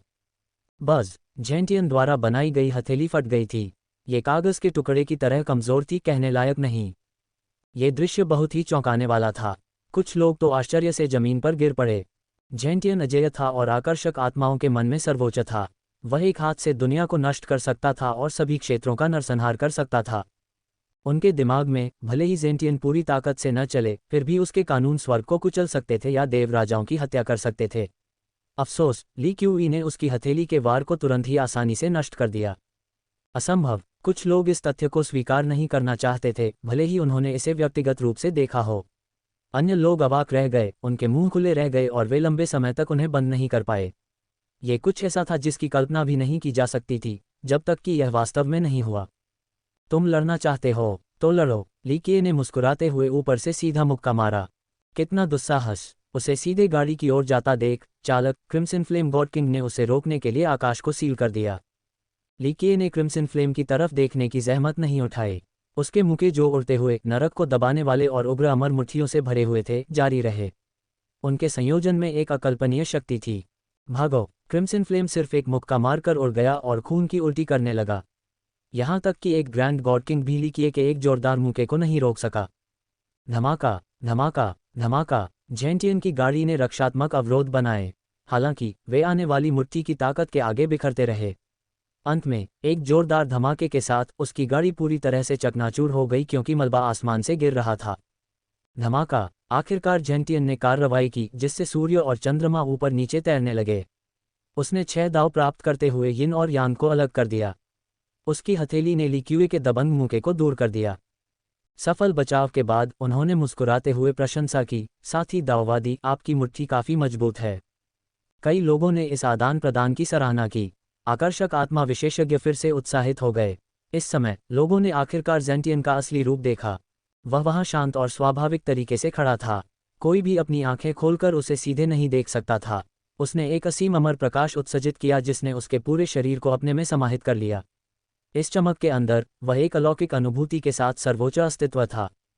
इससे पहले कई लोगों ने उसके स्वरूप की कल्पना करने की कोशिश की थी। उन्हें लगा कि वह 50 साल की उम्र का एक बूढ़ा आदमी होगा। दूसरों ने सोचा कि वह एक शक्तिशाली सेनापति होगा जो 9 लोगों को दबा सकता है। अफसोस, उसके असली रूप ने उन्हें चौंका दिया। वह सिर्फ 18 या 19 साल का लग रहा था, जबकि उसकी आभा इतनी भयावह थी कि स्वर्ग भी दब सकता था। हालांकि वह एक सच्चे देवता जैसा दिखता था, लेकिन उसकी आंखों का खुलना और बंद होना दिन को रात में बदलने जैसा था। लोग अचंभित थे और कुछ लोगों को तो उसकी पूजा करने की इच्छा भी हुई। Chapter 1398 Gentian taking action teaser. Meng Gentian, स्वर्गीय आत्मा की किंवदंती। उसकी चमक और भी अधिक चमकदार और गतिशील हो गई, जिससे अन्य लोग डर से कांपने लगे। एक आकर्षक आत्मा साधक ने अपने आप से कहा, मेंग जेंटियन। कुछ लोग वास्तव में उसके रूप को देखकर रो पड़े। ऐसा इसलिए था क्योंकि वह इस पीढ़ी में आकर्षक आत्माओं की महिमा, उनकी आशा का प्रतिनिधित्व करता था। कई पीढ़ियों से उनके पास कोई अमर सम्राट नहीं था। स्वर्ग के पसंदीदा लोगों के लिए यह अस्वीकार्य था। इस पीढ़ी में जेंटियन के उभरने के साथ उनमें से कई लोगों ने अपनी जाति की महिमा के लिए उसके सम्राट बनने की उम्मीदें लगा रखी थीं। इस प्रकार, चाहे वे उसे जानते हों या नहीं, वह उनकी आशा का केंद्र था। यह विशेष रूप से तब सच था जब लीकिए अपनी बेमिसाल क्रूरता के साथ प्रकट हुआ। आकर्षक आत्माओं को उसे नीचे गिराने और उनकी जाति को पुनर्जीवित करने के लिए मेंग जेंटियन की आवश्यकता थी। कुछ समुद्री राक्षस और राक्षस भी घबरा गए। वह बहुत समय से प्रसिद्ध था, पर बहुत कम लोगों ने उसका चेहरा देखा था, इसलिए इस समय वे आत्मा से स्तब्ध थे। ऐसा इसलिए था क्योंकि किसी ने नहीं सोचा था कि वह इतना युवा होगा। अगर उसकी आभा आकाशीय तिजोरी पर हमला नहीं करती, तो कोई भी इस युवा को अपने सामने अजय मेंग जेंटियन से नहीं जोड़ता। उसका शिष्य काओ गुजियान भूरे बालों वाला एक बूढ़ा आदमी था। इसने वास्तविकता और लोगों के मन में जो था, उसके बीच काफी अंतर पैदा कर दिया। यहाँ तक कि अभिमानी प्रोफाउंड भी जेंटियन को देखकर गंभीर हो गया। उसने उन दोनों के बीच की खाई को समझा और महसूस किया कि वह जेंटियन के बराबर नहीं है। जियानशी और रुयान एक जैसे थे। जैसा कि कहावत है, एक बार देखना 100 बार सुनने से बेहतर है। इस पहली मुलाकात ने उन्हें एहसास दिलाया कि उसकी प्रसिद्धि पूरी तरह से योग्य थी। दूसरी ओर प्यूरसुन अभी भी बेपरवाही से मुस्कुरा रहा था। प्रोफाउंड के विपरीत, जो ऐसा व्यवहार कर रहा था मानो वह किसी बड़े दुश्मन से मिल गया हो, प्यूरसुन को वास्तव में कोई परेशानी नहीं थी। जेंटियन बिना कोई अनावश्यक कार्य किए वहीं खड़ा रहा। बस ऐसे ही वह ब्रह्मांड बन गया, सभी की निगाहों का केंद्र, एक निर्विवाद अधिकार। लीकिए ने उसे बिना किसी दिलचस्पी के देखा और अपना सिर हिलाया, और यहाँ मुझे लगा कि यह तुम्हारा असली शरीर है। एक दाव अवतार बिल्कुल भी चुनौती नहीं है। इसे खत्म करने के लिए 3 से 5 चालें पर्याप्त होंगी। ये सुनकर लोगों को घुटन महसूस हुई। ये बयान न केवल उग्र था, बल्कि बेहद दबंग भी था और जेंटियन को बिल्कुल भी सम्मान नहीं देता था। फिर भी किसी ने भी लीकिए की इस टिप्पणी का मजाक उड़ाने या उसे सही करने की हिम्मत नहीं की। उसके पास ऐसा करने की योग्यता थी। इसने लोगों को दूसरी बार जेंटियन का एहसास कराया और उसका निरीक्षण किया। हालांकि अधिकांश लोग इसे बिल्कुल नहीं देख पाए। लीकिए की बात सुनने के बाद वे केवल इतना जानते थे कि यह एक अवतार था और उसका असली शरीर नहीं था। इससे 2 अलग अलग भावनाएं उभरीं। एक खेमा थोड़ा पछता रहा था क्योंकि यह सिर्फ एक अवतार था। उसी समय आकर्षक आत्माएं विशेष रूप से उत्साहित थीं और उन्होंने अपनी मुट्ठियां भींच लीं। याद रखें कि एक अवतार, चाहे वह कितना भी शक्तिशाली क्यों न हो, असली शरीर से कमजोर होगा। तो अगर जेंटियन का अवतार अभी इतना मजबूत था, तो क्या उसके असली शरीर का आगमन एक अमर सम्राट के आगमन के समान गति नहीं लाएगा? लीकिए को दबाने के लिए सिर्फ एक अवतार ही काफी है। एक आकर्षक आत्मा ने नागभान सिकुड़ी। ये घटनाक्रम उनके लिए खुशी की बात थी। जेंटियन को लीकिए की टिप्पणी से कोई ऐतराज नहीं था और वह मुस्कुराया, मैं भाग्यशाली था कि दाव सत्र के बाद मुझे कुछ नया ज्ञान प्राप्त हुआ, इसलिए मुझे इस पर विचार करने के लिए बंद साधना में जाना पड़ा। अफसोस, मैं दाववादी ली का प्रशंसक रहा हूँ, इसलिए मैंने आपके साथ दाव पर चर्चा करने के लिए एक अवतार छोड़ दिया। ये सुनकर सभी को समझ आ गया कि क्या चल रहा था। ज़ेंटियन अभी भी औपचारिक रूप से अपने ध्यान से बाहर नहीं निकला था। इससे वे उसकी फसल के बारे में काफ़ी उत्सुक हो गए क्योंकि इसने उसे और अधिक खेती करने के लिए वापस जाने पर मजबूर कर दिया।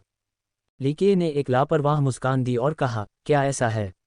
मेरी नज़र में कोई भी व्यक्ति दाव पर चर्चा करने या मुझे संकेत देने के लिए योग्य नहीं है। उसने एक बार फिर आकर्षक आत्माओं से तिरस्कार अर्जित किया। ज़ेंटियन को अयोग्य कहकर वह आकर्षक आत्माओं को भी नीचा दिखा रहा था, इस प्रकार उनका गुस्सा उचित था। एक आकर्षक आत्मा ने आक्रामक रूप से कहा, अज्ञानी बच्चे, हम देखेंगे कि तुम कब तक अहंकारी बन सकते हो। सीनियर मेंग जल्द या बाद में तुम्हें मार डालेगा। इस बीच ली किए की टिप्पणी से ज़ेंटियन नाराज नहीं हुआ। उसने एक विशेषज्ञ की तरह व्यवहार किया और मुस्कुराते हुए कहा, चूंकि हम दोनों यहाँ हैं, तो क्यों न थोड़ी देर के लिए खुद को परखने के लिए अभ्यास किया जाए। किसी झगड़े की ज़रूरत नहीं है, बस असली लड़ाई लड़ो। चूंकि तुम स्वर्ग की इच्छा चाहते हो, इसलिए तुम्हें मेरे पैरों के नीचे की हड्डियां बनना तय है। ली किए ने सहजता से मुस्कुराया। ऐसा लग रहा था मानो आज ली किए के लिए सभी आकर्षक आत्माओं को क्रोधित करने का समय था। वे बार बार उस पर क्रोधित निगाहें मार रहे थे। मुझे उम्मीद है कि वह दिन आएगा। दाववादी ली, तैयार हो जाओ। ज़ेंटियन ने जवाब में हंसते हुए द्वंद्व युद्ध शुरू किया। आओ, ली किए ने मुस्कुराते हुए एक मुक्का मारा और आसमान को चकनाचूर कर दिया। यह ऊंची उड़ान भरने वाली, नरक को दबाने वाली और आसमान को नष्ट करने वाली मूर्तियों का मिश्रण था। इस हमले से शून्य तुरंत टूट गया। यह न केवल तेज था, बल्कि भारी भी था और इसमें असीम शक्ति थी। दुनिया ऐसे हिल गई मानो इसकी ताकत के आगे कुछ भी अभेद्य न हो। अच्छा हमला। ज़ेंटियन इस हमले के सामने खुलकर मुस्कुराया। धप धप धप। वह 3 कदम पीछे हटा और ऐसा लगा जैसे उसने खुद को स्वर्ग और पृथ्वी के साथ एकीकृत कर लिया हो। बोन्सिया से 3 धमाके गूंजे। यह उससे नहीं आया था, यह इस क्षेत्र से उसे दिया गया जवाब था। इन विस्फोटों को सुनने के बाद अन्य लोगों की कोई प्रतिक्रिया नहीं हुई, लेकिन ताओवादी पूरे सुन के चेहरे के हाव भाव बदल गए। बज़। चौथी आवाज़ निकली और दुनिया खुल गई। ऐसा लग रहा था कि बोन्सिया उसकी मुट्ठी में है क्योंकि वह स्वर्ग और पृथ्वी के साथ एक हो गया था। उसने वास्तव में बोन्सिया की शक्ति को खींचा और नियंत्रित किया। उसकी हथेलियों में पहले के अंधेरे फैसले जैसी काली रोशनी दिखाई दी। उसने एक सर्वोच्च मुहर बनाई और एक और जोरदार धमाका हुआ। ये सर्वोच्च मुहर ऐसे टूटकर नीचे गिरी जैसे कि वह किसी सम्राट की हो। इससे देवता और शैतान पूरी तरह से नष्ट हो जाएंगे। इस हमले को देखकर लोग स्तब्ध रह गए। कुछ लोग जमीन पर गिर पड़े और यहाँ तक कि देवराज भी कांप उठे। बूम। तारे ढह गए। ली किए की मुट्ठी सर्वोच्च मुहर से टकराए। बूम। इस पहली बातचीत से ली किए उड़ गया और उसके मुंह से खून बहने लगा। वह जोर से जमीन पर गिरा और एक बड़ा गड्ढा बन गया, जबकि बाकी भीड़ हैरानी से दंग रह गई। बहुत बढ़िया। कई आकर्षक आत्मा विशेषज्ञों ने खुशी जताई।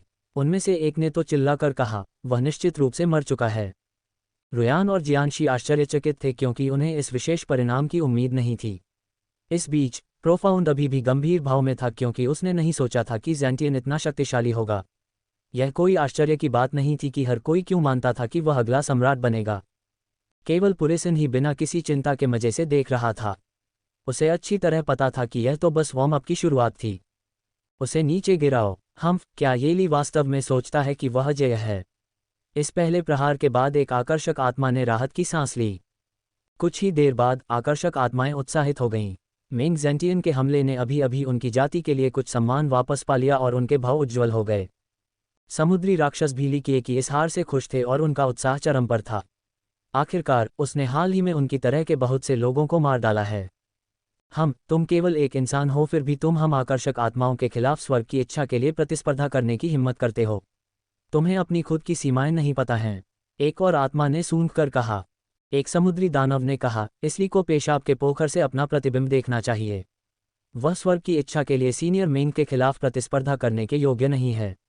इस तरह के अहंकारी व्यक्ति को अंततः अपनी दुस्साहसता के लिए भुगतान करना होगा। कई लोगों ने झेनतियान का पक्ष लिया और महसूस किया कि वह सच्चा अजेय चरित्र था जो बिना किसी समस्या के लिए किए को मार सकता था। ये खुशी की भावना भीड़ के अधिकांश लोगों द्वारा साझा की गई। Chapter 1399 7 फिस्ट्स combined teaser. धमाका। खुशी से झूमते दर्शकों के बीच चट्टानें उड़ गईं और ली किए गड्ढे से बाहर कूद गया और फिर जमीन पर आ गिरा। वह कीचड़ में सना हुआ था, लेकिन फिर भी बिना किसी चोट के निशान के बिल्कुल स्वाभाविक दिख रहा था। खुशी में डूबी भीड़ ने तुरंत अपना मुंह बंद कर लिया और बोलने की हिम्मत नहीं जुटा पाए। आखिरकार ली किए की बदनामी अभी भी बाकी थी। ली किए ने मुस्कुराते हुए कहा, थोड़ा आश्चर्य हुआ। यहाँ निषिद्ध शक्ति का नेतृत्व करने से वास्तव में आपको इसके रहस्यों को समझने में मदद मिली। इस शक्ति को प्रसारित करने में सक्षम होने के लिए आपकी प्रतिभा खराब नहीं है। ये केवल संयोग से हुआ। मैंने अभी तक उस राजसी शक्ति की केवल सतह को छुआ है, ये शीर्ष तक पहुंचने के लिए पर्याप्त नहीं है। जेंटियन ने बिना किसी आत्मसंतुष्टि के संकेत दिखाए शांति से उत्तर दिया। ठीक है, वार्म अप खत्म हो गया है, चलो इसे जल्दी खत्म करते हैं। ली किए ने हंसते हुए अपनी मुट्ठियां भींच लीं। पॉप, मुट्ठियों से सुनहरी रोशनी निकली मानो वे सोने से बनी हों। एक और मुक्का खाओ। एक पल में वह उछला और एक मुट्ठी चलाई जिसने स्वर्ग और असंख्य लोगों से प्रकाश चुरा लिया। हीरा, उड़ता हुआ, नरक को दबाने वाला, आकाश को नष्ट करने वाला, उग्र अमर, शून्य अपूर्णता और पवित्र वसंत मुट्ठी सभी ने मिलकर एक अकल्पनीय शक्ति बनाई। दुनिया उसके आने से पहले ही ढह गई, 6 दांव नष्ट हो गए और पुनर्जन्म चक्र समाप्त हो गया। इसके खिलाफ सभी हमले बेकार थे, कोई भी बचाव विफल हो जाता था और सीलिंग तकनीकें अर्थहीन थीं। यह असीम वजन, शक्ति और गति का अवतार था। ये सब एक अविश्वसनीय रूप से विनाशकारी शक्ति में परिणत हुआ। हालांकि इस कठिन परीक्षा का सबसे डरावना हिस्सा था अमर मुट्ठी का उग्र प्रकोप। गति, वजन और शक्ति का त्रिवेणी कई हजार गुना बढ़ गया था। अगर कोई सोचता है कि यह इस कदम का अंत है तो यह गलत होगा। नहीं, पवित्र वसंत मुट्ठी के साथ इसने अपने सशक्तिकरण के कारण त्रिगुण को अनंत स्तर तक पहुंचने की अनुमति दी। इस मुट्ठी में सबसे अच्छी संभव स्थितियां थीं। वसंत ने इस मुट्ठी को शक्ति देना जारी रखा, जिससे यह अपनी अंतिम अवस्था तक पहुंच गई। आकाश तुरंत ही फट गया। मुट्ठी इतनी चकाचौंध करने वाली थी मानो अनगिनत सूर्य ऊपर दिखाई दे रहे हों। तारे राख में बदल गए और एक आकाशगंगा ढह गई। इस हमले से सबसे शक्तिशाली अस्तित्व भी कांप उठेगा। आश्चर्यचकित प्रोफाउंड ने माना कि यह अब तक देखी गई सबसे भयानक मुट्ठी थी। प्यूरसुन ने भी गंभीर व्यवहार किया। बाकी लोग बुरी तरह डर गए और जमीन पर गिर पड़े, लगभग उनकी पैंट गंदी हो गई। बूम बूम बूम, जेंटियन ने 3 कदम आगे बढ़ाए और दाव बनाया। उसकी हथेली में एक अंधकार प्रकट हुआ और एक शानदार शक्ति में बदल गया। उसने अपना दाहिना हाथ थोड़ा ऊपर उठाया और पूरे क्षेत्र को सांसारिक नियमों से सील कर दिया। इसने प्रकृति की शक्ति के साथ साथ अंधकार को भी घेर लिया और ली किए की मुट्ठी को एक जबरदस्त गति से टकराया। जेंटियन वाकई बहुत शक्तिशाली था। सिर्फ इस चाल से ही सर्वोच्च देवराज को तुरंत मारा जा सकता था। धमाका, दोनों चालें आखिरकार टकरा गईं। हालांकि इस मौके के आगे सांसारिक शक्ति, कानून और अंधकार में न्याय सब बेकार थे। कोई भी चीज सीधे प्रहार से विनाश से बच नहीं सकती थी, यहाँ तक कि मेंग जेंटियन भी इस मौके को रोक नहीं सकता था। 7 मुट्ठियों के संयोजन का मतलब था कि यह अजेय था। धमाका, ली किए की विनाशकारी मुट्ठी तुरंत जेंटियन की छाती में घुस गई। उसकी छाती पर एक भयानक छेद दिखाई दिया। हालांकि यह केवल एक अवतार था, फिर भी ये दर्शकों के लिए काफी डरावना था। उसकी अमर रोशनी तुरंत मंद हो गई। हवा में चमक के रेशे ऐसे मुरझा गए जैसे कि उनमें जीवन शक्ति खत्म हो गई हो। इस अद्भुत दृश्य को देखकर भीड़ फिर से अचंभित हो गई। कुछ देर बाद कई लोगों की आंखें खुली की खुली रह गईं। मनमोहक आत्माओं ने अपनी मुट्ठियां भींच लीं और अवाक रह गए। इससे पहले जो लोग ली किए का बहुत उत्साह से मजाक उड़ा रहे थे, वे पीले पड़ गए। उन्होंने अपने सबसे अजीब सपने में भी नहीं सोचा था कि ली किए की शक्तिशाली मुट्ठी वास्तव में जेंटियन की छाती में घुस जाएगी। मैं इसे समझ नहीं पा रहा हूँ, पुरेसन ने धीरे से आह भरी। वह मुट्ठी उसकी समझ के दायरे से बाहर थी। ये स्पष्ट रूप से अमर सम्राट योग्यता कानून नहीं था, लेकिन इसकी शक्ति एक से अधिक थी। कोई इस पर कैसे विश्वास कर सकता है? पुरेसन को आश्चर्य होने लगा कि अगर ली किए को अपने दाव को साबित करने के बाद स्वर्ग की इच्छा प्राप्त हो जाती है, तो क्या उसका शाही दाव अन्य सभी सम्राटों को दबा नहीं देगा? क्लैंक, कानूनों के आपस में जुड़ने की आवाज आई।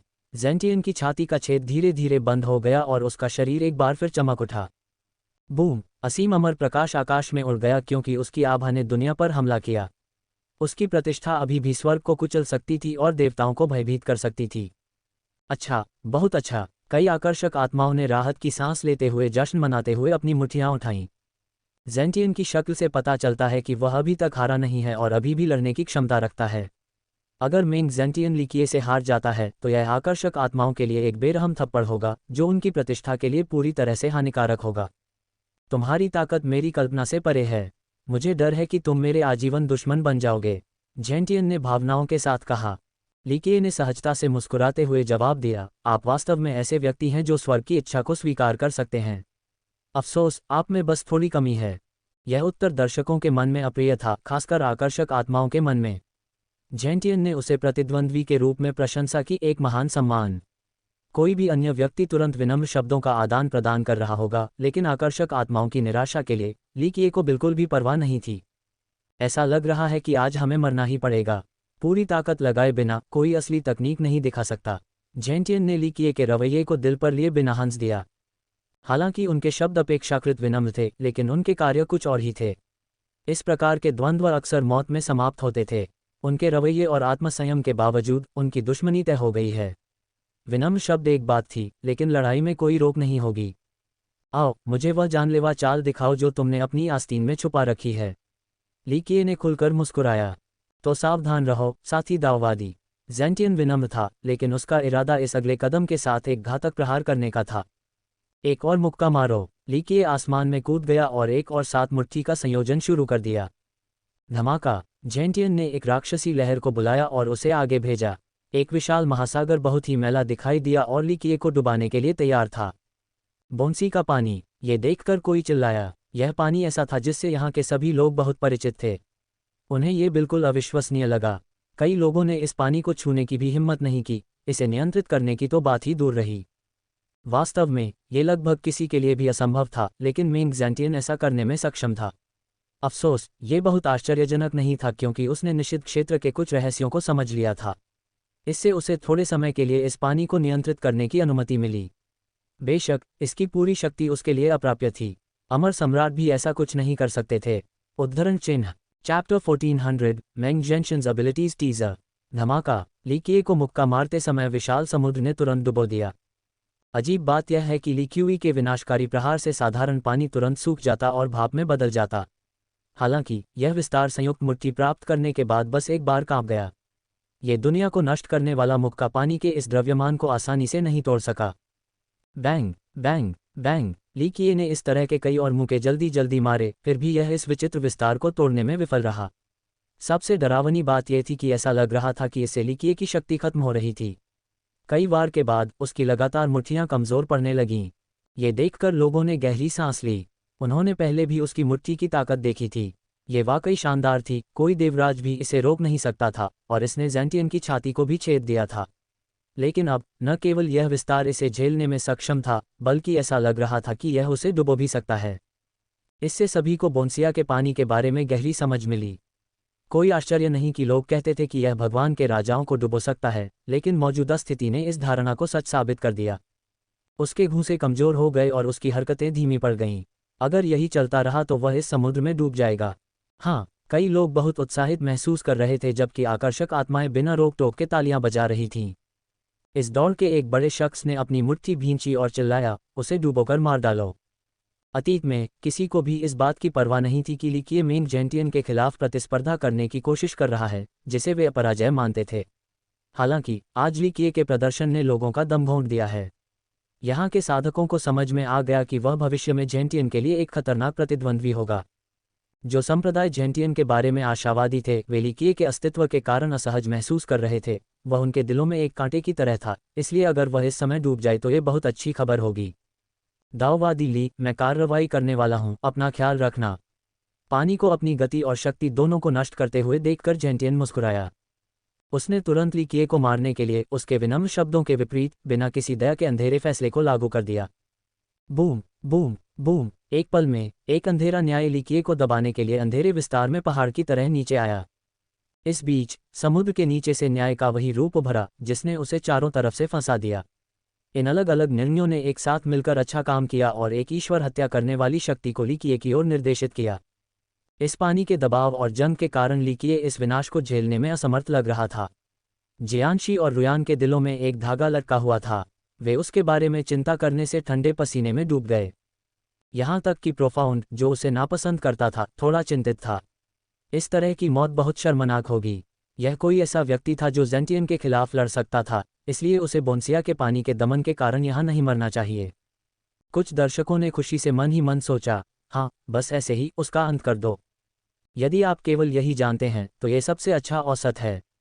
ली किए अभी भी आसन मृत्यु के सामने मुस्कुरा रही थी। बस जैसे ही कानून उसके चारों ओर प्रकट हुए, उसका शरीर चमक उठा। इन कानूनों के बीच मौत का अध्याय भी प्रकट हुआ। धमाका। एक सील ने धरती में अपना निशान बना लिया और फिर नजरों से ओझल हो गई। गड़गड़ाहट, अविश्वसनीय हुआ। एक चकाचौंध करने वाली आदिम रोशनी ने इस पूरे महाद्वीप को घेर लिया। जहां तक आंखें देख सकती थीं, वहां तक एक आदिम अराजकता फैली हुई थी। हर किसी को एक भ्रम दिखाई दिया कि वे एक बंद दुनिया में स्थित थे और यही इसकी उत्पत्ति थी। एक जोरदार विस्फोट के साथ पूरा महाद्वीप हिल गया। इसके बाद सारी अराजकता बेतहाशा निगल ली गई और बिना किसी निशान के गायब हो गई। सबके सामने एक कुनपेंग आया जिसके पीछे आसमान था और उसके चारों ओर तारे घूम रहे थे। यह एक विशाल भूभाग जितना बड़ा था। लिक्यूई को डुबोने वाले समुद्री पानी को इस जानवर ने आराम से वापस बोन्सिया में बहा दिया, जो इस जानवर की विशाल व्यापक गति की कई कहानियों के अनुसार सच है। यह विशाल विस्तार इस पूंछ से मिलने पर पानी का एक पोखर लग रहा था, पूरी तरह से तुच्छ। एक और पूंछ के चाबुक के साथ अंधेरे निर्णय जो लिक्यूई से निपटने में सक्षम लग रहे थे, तुरंत नष्ट हो गए।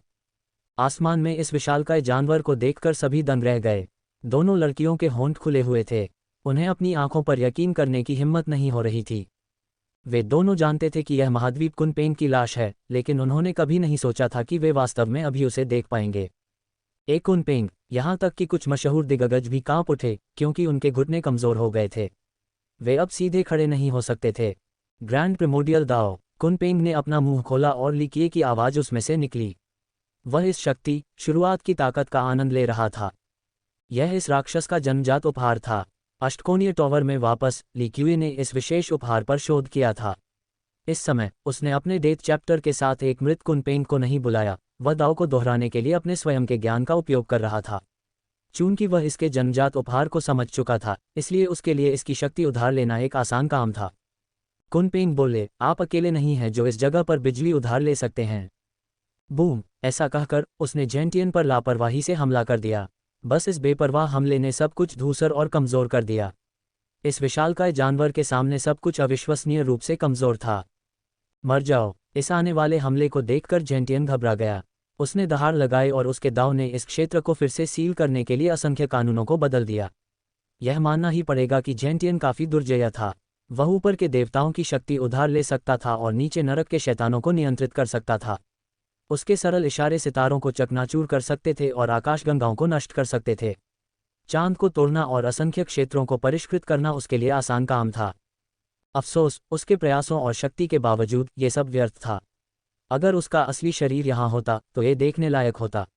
अन्यथा उसका अवतार अकेले कुनपेंग के हमले को सहन नहीं कर सकता था। गड़गड़ाहट, उसकी मुहरें परत दर परत टूट गईं जबकि उसके कानून और भव्य दाव टुकड़े टुकड़े हो गए। ध्यान रखें कि अफवाहों के अनुसार एक जीवित कुनपेंग के पास एक अमर सम्राट के समान शक्ति थी। इस प्रकार लिक्यूई ने अपने जन्मजात उपहार ग्रैंड प्रिमोडियल दाव को उधार लेकर एक अथाह शक्ति धारण की। धमाका! अंत में सब कुछ निराशाजनक हो गया। जेंटियन के शरीर के चारों ओर के अमर प्रकाश को कुचलने वाले प्रहार ने मोमबत्ती को बुझाने की तरह बुझा दिया। उसके अवतार शरीर को बनाने के लिए आपस में जुड़े नियम इंच इंच टूट गए और राख में बदल गए। कोई व्यक्ति चिल्लाने से खुद को नहीं रोक सका। नहीं, ये दयनीय और तीखी चीख अवतार से नहीं बल्कि एक अन्य आकर्षक आत्मा से आई थी। अवतार राख हो गया और हवाओं और बादलों के बीच गायब हो गया, जैसे कि वह कभी अस्तित्व में ही नहीं था। एक कुनपेंग आसमान में मंडरा रहा था। यह एक प्राचीन दिव्य जानवर था, इसका अस्तित्व ही अगम्य और दूर था। सभी अस्तित्व इसके नीचे थे, कमज़ोर और उल्लेख के लायक नहीं।